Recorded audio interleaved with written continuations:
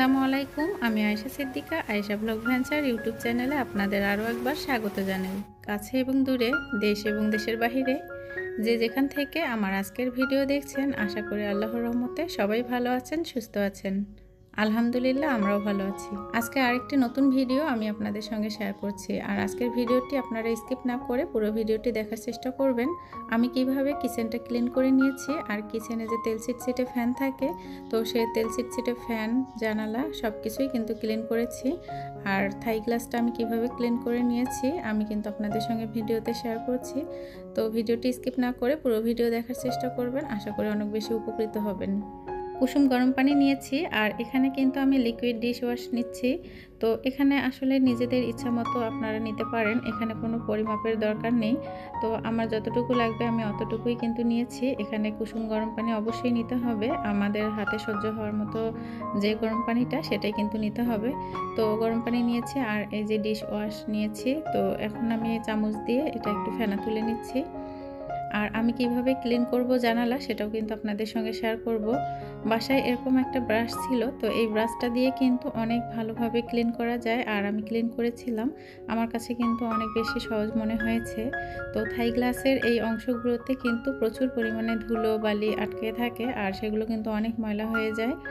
আর সেগুলো এই ব্রাশ দিয়ে ভালোভাবে আমি ক্লিন করে নিচ্ছি। আর কতটা পরিষ্কার হবে সেটা কিন্তু আপনারা ভিডিও দেখলেই বুঝতে পারবেন।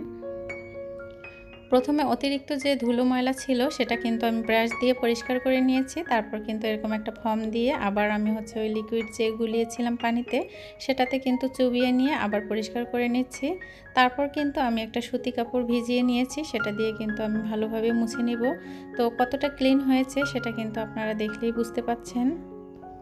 থাই গ্লাসের জানালাগুলো কিন্তু এক একজন এক একভাবে ক্লিন করে থাকেন, তো আমার কাছে খুব সহজ মনে হয়েছে এই পদ্ধতি, তাই আপনাদের সঙ্গে শেয়ার করছি। তো আপনারা বাসায় ট্রাই করতে পারেন। পবিত্র রমজান মাস যেহেতু চলে আসতেছে, সেক্ষেত্রে আমি মনে করি যে আমাদের যে কাজগুলো একটু কষ্ট মনে হয় সে কাজগুলো আগে থেকে গুছিয়ে রাখা ভালো। তো জানালার গ্লাস পরিষ্কার করে নিয়েছি, থাই গ্লাসের যে অংশগুলো থাকে পুরোটাই কিন্তু আমি ভালোভাবে পরিষ্কার করে ক্লিন করে নিয়েছি। আর অনেক সহজভাবেই কিন্তু আমি করেছি, সেটা কিন্তু আপনাদের সঙ্গে শেয়ার করলাম।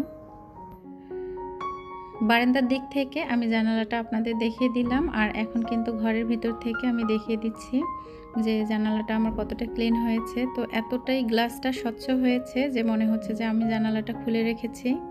এখন আমি আমার কিচেনে চলে এসেছি, আর আমার কিচেনটা কতটা তেল চিটচিটে হয়েছে এবং কতটা ময়লা জমে গিয়েছে সেটা আপনাদের সঙ্গে ভিডিওতে দেখাচ্ছি। আর এই তেল চিটচিটে ভাবটা আমি কিভাবে পরিষ্কার করব, আর কিচেনে যে ফ্যান আছে সেটা কিন্তু আরও বেশি নোংরা হয়েছে। তো রোজার আগেই আমরা যদি আমাদের কিচেনটা ক্লিন করে রাখি সেক্ষেত্রে কিন্তু আমাদের জন্য অনেকটা সুবিধা হবে।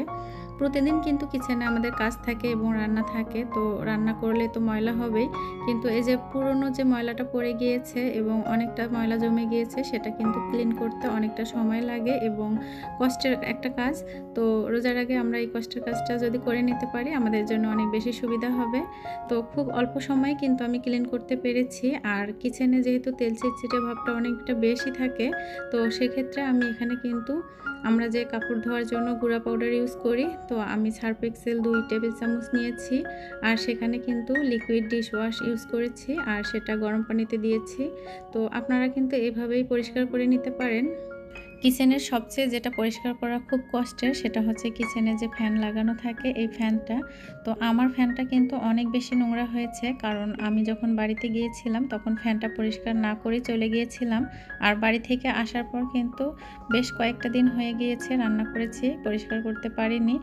এখন আমি চুলাটা পরিষ্কার করে নিচ্ছি, আর চুলার নিচে একদম কি অবস্থা, ভাতের মাড়, তারপর হচ্ছে দুধ জাল করা হয়েছিল, চা জাল করা হয়েছিল, সব কিছু কিন্তু পড়ে গিয়ে একদম এটা নোংরা হয়ে গিয়েছে।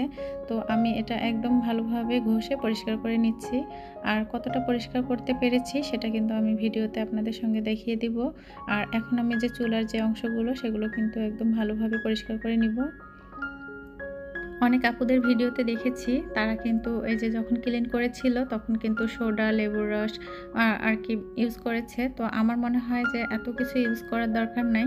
আমরা যে সাধারণ লিকুইড ডিশ ওয়াশটা ইউজ করি প্লেট বাটি পরিষ্কার করার জন্য, সেটা দিয়ে কিন্তু অনেকটা ক্লিন হয়ে যায়। আর যার কাছে ভিম বার সাবান থাকবে তো ভিম সাবানটাও আপনারা ইউজ করতে পারেন। আর হচ্ছে আমরা যে গুঁড়া পাউডারটা ইউজ করি কাপড়ে, তো সেই কাপড় ধোয়ার যে পাউডারটা সেটাও কিন্তু আমরা গরম পানিতে দিলে ভালোভাবে পরিষ্কার করা যায়।